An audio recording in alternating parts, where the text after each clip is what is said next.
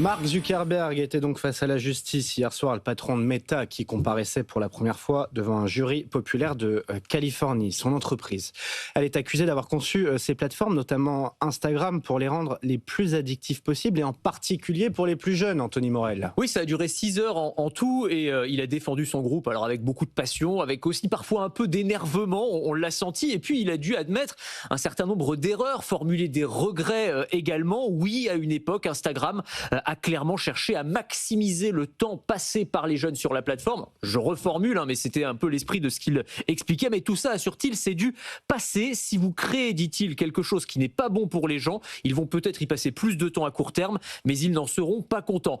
Il admet également que Meta a été trop lent à mettre en place des outils de vérification de l'âge. Sur Instagram, c'est 2022, la vérification, les outils algorithmiques pour savoir si une personne ne ment pas sur son âge et dit bien qu'elle a prouve bien qu'elle a plus de 13 ans, sinon c'est interdit évidemment de venir sur la plateforme. Et ça, c'était évidemment un peu tard.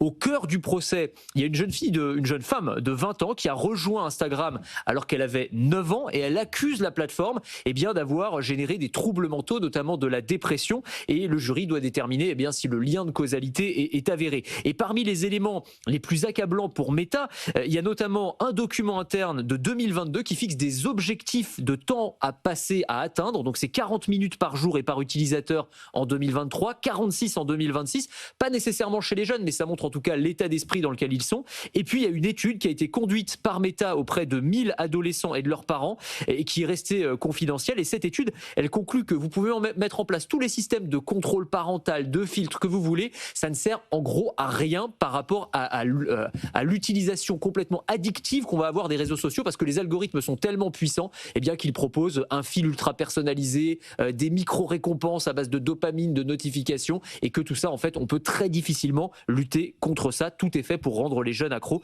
Ce procès fait figure de test, puisque 2 autres sont prévus à Los Angeles pour tenter d'établir la responsabilité des réseaux sociaux, sans compter une procédure nationale. Il y a des milliers de plaintes qui accusent les plateformes. On parlait de Meta, mais c'est aussi vrai pour TikTok, c'est aussi vrai pour YouTube, d'avoir une responsabilité sur les problèmes de santé mentale des jeunes.